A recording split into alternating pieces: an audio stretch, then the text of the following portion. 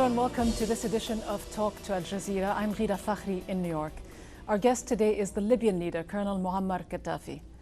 Thanks very much for joining us. You spoke before the UN General Assembly for more than 90 minutes and harshly criticized the UN's power structure and talked about the need for profound reform of the Security Council of the United Nations and its charter, which you tore up while you were at the podium.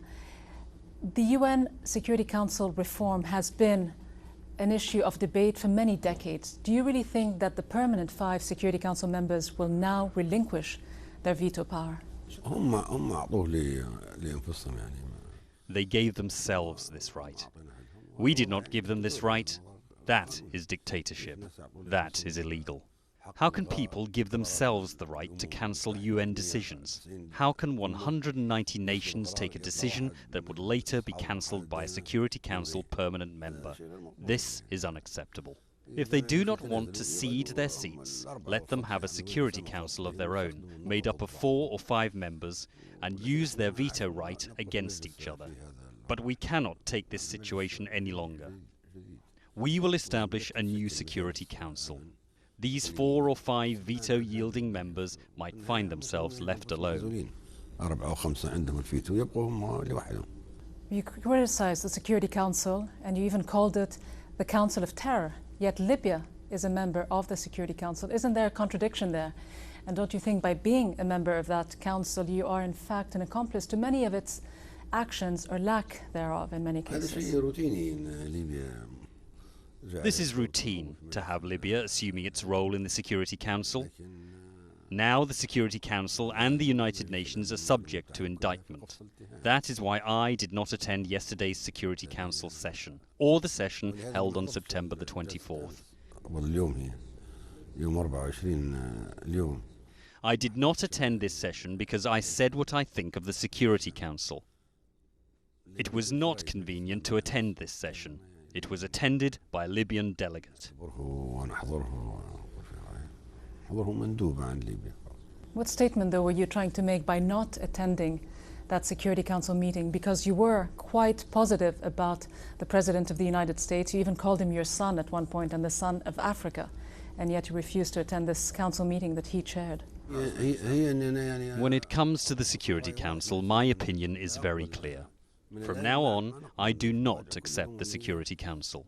I call upon all nations to stop recognizing the Security Council as of now. Its existence is illegal, unacceptable, and non-democratic. We will not attend its sessions. We will not recognize it at all. I called upon the world to stop recognizing the Security Council from now on in its current form. It is useless. 65 wars have happened and the Security Council did not deter the aggressions. What is the Security Council? It is a tool in the hands of the major powers, using it to serve their exclusive interests. You also proposed that the UN headquarters should be moved outside of New York. Is that really a serious proposal, or was it some kind of an oblique reaction on your part to the kinds of limitations that were imposed to your visit here and the fact that the authorities in the city didn't allow you to pitch your tent in Central Park as you might have wished? This should have been examined on the 50th anniversary of the United Nations. It took us 14 additional years to examine the proposal to move the headquarters. I'm serious about it. Everyone agrees. People are tired and exhausted from traveling to New York. This is unnecessary. Why do they have to travel across continents and oceans to come to New York? This is illogical.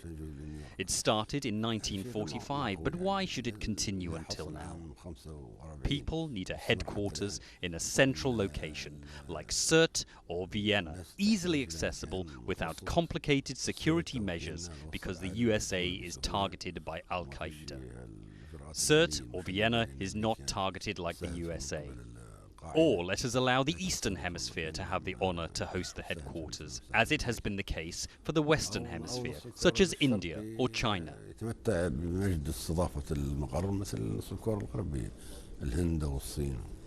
Why did you decide to attend this year's UN General Assembly session, having been in power for 40 years and not done so before?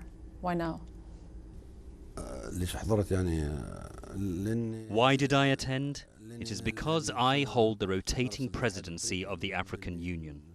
I had to attend the UN General Assembly and address it on behalf of the AU. My statement was on the behalf of the AU. You've also been calling for the creation of a state called Israeltine, which really would be a one-state solution to the Israeli-Palestinian problem. This is an issue that hasn't been called for by the Palestinian Authority, by the Arabs, the Europeans, or the United States. Everyone is talking about a two-state solution. Do you really think that the Palestinians need to review their strategy and work toward a one-state solution? Those who talk about a two-state solution do not know the demographics of the region. They do not know that the establishment of a so-called Palestinian state will mean Israel will have a depth of 14 kilometers. The Israelis will not accept this. It is not possible to have two states. They do not know how interconnected they are. Neither is it possible to separate the two states. They are intertwined. There are 1 million Palestinians living in the 1948 territories in so-called Israel. There are 500,000 Israelis living in the West Bank. Gaza is isolated. How can you say two states? They are integrated and torn up. They constitute one state now. They should ensure the return of the Palestinians who were expelled. Weapons of mass destruction should be abandoned. The problem will end there. Another reason is that many parties want to get rid of this problem in any possible way, in order to say that this problem is over. Once, the president of a European country said that we do not think like you about the future of our sons and grandsons, nor the future of Palestine. We want a solution right now that will end this headache. If they want to fight each other in 40 or 50 years, let them do whatever they want. We want a quick solution now. I do not want to deceive people or endorse such a futile solution. I want to think about a radical solution that will protect both the Palestinians and the Israelis and convince them to accept each other and live in a democratic state.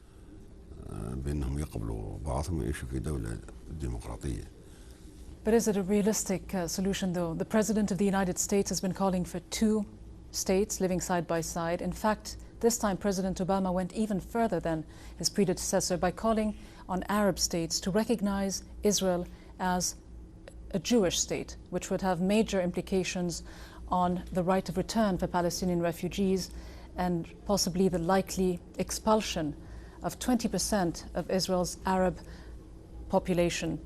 Do you think that President Obama is really serious about bringing peace to the Middle East between these two countries?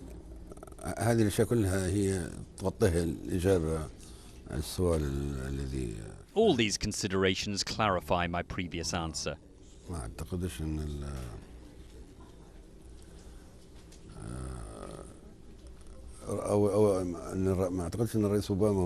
I do not think that President Obama is fully aware of this problem. It was not part of his concerns. He was a senator and was concerned about the state he represents, the US people and internal matters. Thus, he does not know everything about this cause.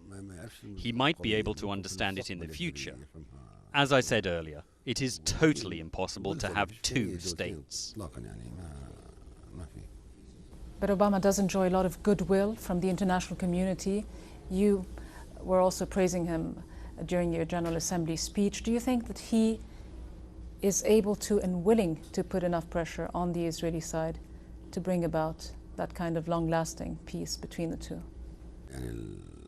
No one can exert pressure on the Israelis. They are the ones who can put pressure on the USA and not the contrary. What about the Arab countries? Shouldn't they be doing more? The Arabs know that what they're doing now is not the right thing to do. When they sit alone, they admit it. However, they are riding this wave, calling for the Palestinians' rights to have their own state. This is not easy. First of all, there is the Dimona nuclear reactor and Israel's ownership of weapons of mass destruction. No one raised this issue. This is extremely dangerous. How can the Arabs and even the Muslims recognize the so-called Israel while it owns a nuclear arsenal? This is impossible, unless they also enjoy the right of having their own nuclear arsenal. There is also the refugees problem. There are 4 million Palestinians who should return.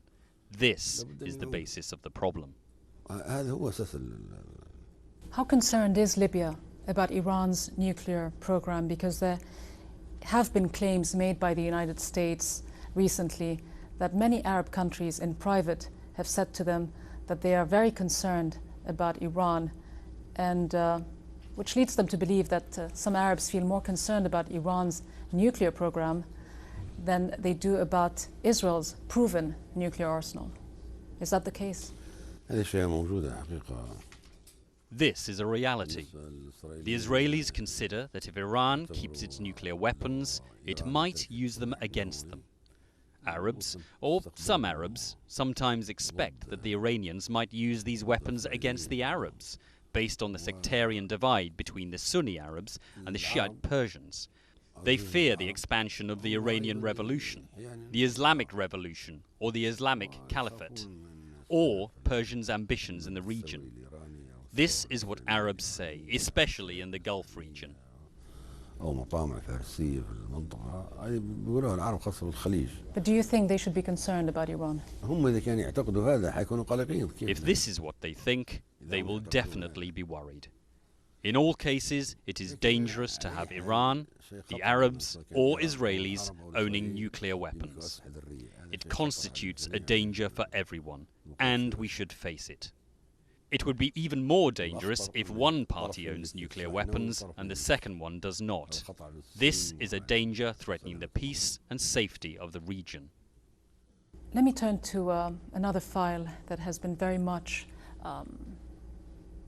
in the limelight recently and surrounded by quite a bit of controversy, and that is the case of Lockerbie.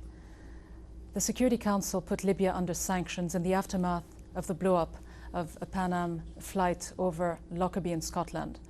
You eventually handed over 2 Libyan nationals.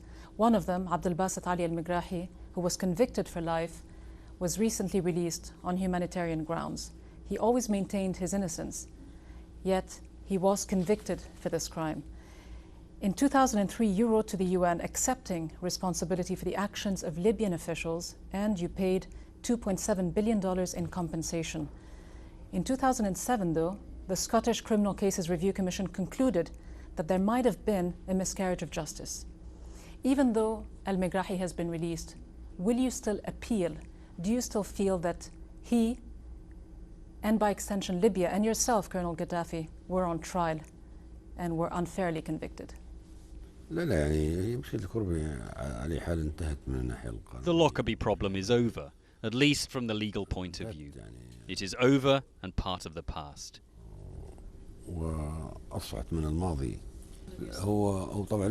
He has the right to appeal and was about to file an appeal, but his condition deteriorated because of the serious illness, and he had to return to Libya.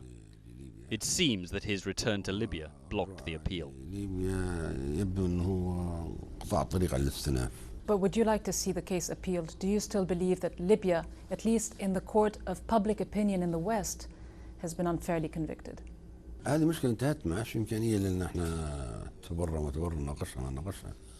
This problem ended. It is not possible anymore to talk about clearing Libya or not. Whatever happened, the problem is over.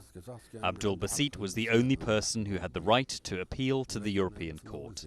But as I said, because of his illness and release, it seems there is no need for appeal. Quite a bit of controversy, though, has surrounded his release, and there have been suggestions and claims that there were deals that have gone on between Libya and the United Kingdom, oil deals that led to his release. And you yourself, Libya, in fact your son, has said that the question of Megrahi's release was always on the agenda of any Libyan-British trade talk. Can you clarify this? Was there some kind of a deal or a quid pro quo? Not at all. This is not true. This is meaningless. Was there any kind of an agreement that went on behind the scenes that led to his release? No, it's very clear. He had this illness. Consequently, they were compelled to release him because of this disease. There was no deal or anything else. Let me move on to Africa and the role of Libya within Africa and your vision for that continent. The President of the United States will, I presume, push forward with the plans that President Bush, his predecessor, had for AFRICOM, a military US command for the United States in Africa. How do you feel about an expanded US military presence on the continent? The idea of AFRICOM was suggested under the previous presidents, and namely the former US president, but it was strongly rejected by all the African countries. Despite all US attempts to convince them, the idea was rejected. Obama has a totally different policy. He does not want to involve the US in such problems or any foreign interference. I think the AFRICOM problem is over.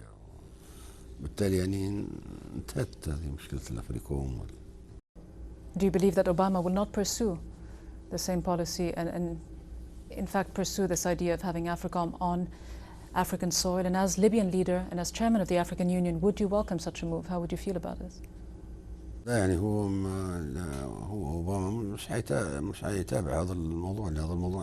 Obama will not pursue this matter because it was over even before he came to power. It was over even before George W. Bush came to power. They abandoned it after all African nations rejected it. This matter is over and there is no need to raise it again.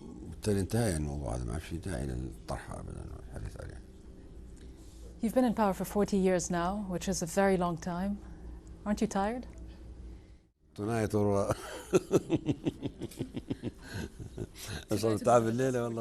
feel more tired tonight than in the past 40 years. I have been out of power since 1977, when I gave the power to the people and the society of the masses was established. It is the people's rule.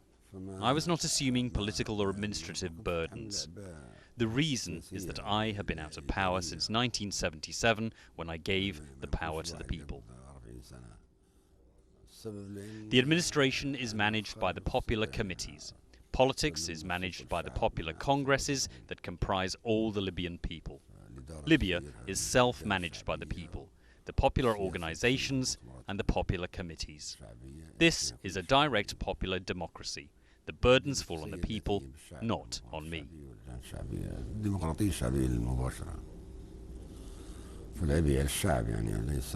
But you are still the leader of the Arab Jamahiriya of Libya. Would you one day consider passing the reins on to someone else, the younger generation? Is that a thought that crosses your mind? I'm not the leader of Libya. I'm the leader of the revolution. The revolution is part of the past and took place in 1969. Consequently, there is no need to talk about who will replace me. I do not have any power to delegate to my successors. The power lies with the people.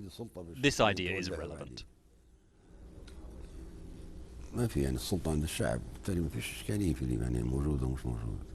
You say that you're the leader of the revolution, but don't you think that even a revolution needs new blood to sustain itself and revitalize itself? This will be achieved through the popular congresses and the new blood injected in these congresses, in the popular committees, the revolutionary committees, the trade unions, the socialist popular leadership. All these are components of the regime of the society of the masses that welcomes new blood and new generations. Change is constantly underway in Libya. The secretariats of the popular congresses and the popular committees change constantly, but the people remain in place and hold power. How much longer do you see yourself holding on to this position? And what is it that you still haven't achieved for Libya that you would like to do? If we raise the Libyan people's awareness of the Green Book, we could create a model to be followed at the world level. But in fact, Libya was colonized, retrogressive, under military rule, poor and underdeveloped. The awareness was backward and not up to the idea of a society of the masses. This is what we feel sorry for. I wish this was not the case. I wish the Libyan people had a different level of awareness.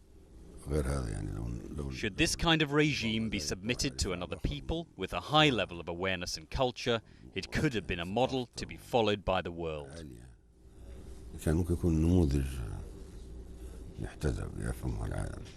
Do you feel that Libya has now made that shift from so-called pariah status, at least in Western eyes, to being a full-fledged member of the international community and really playing a significant role there?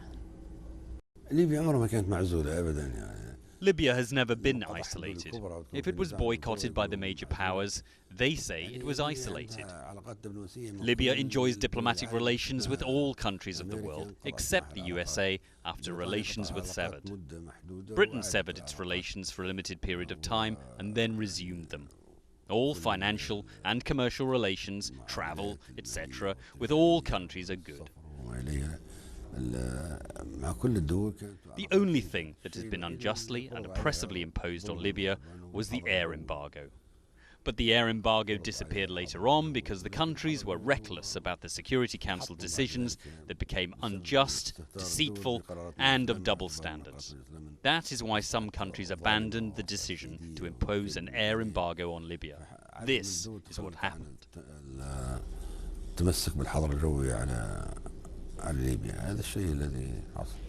How would you describe your relations today with the United States, and how important is it for you to have good relations with the Obama administration? Nowadays, our relations with the US, Britain, and all other countries are good. I think it's beneficial for both the US and Libya to develop these relations. After bilateral diplomatic relations were resumed and the Lockerbie problem ended, the US companies that used to work in Libya before being withdrawn have returned to the oil fields. US investments are back in Libya. Obama's regime or administration is an exceptional and new one. Should things go towards change, as he has announced, I do not think anything will hamper developing our relations to the maximum. The USA did not benefit from the boycott. On the contrary, it lost. Even Libya lost, but its losses were less than those of the USA. US companies lost billions when they left Libya. They were replaced by European, British, and Chinese companies. Now they are keen to invest back in the Libyan market.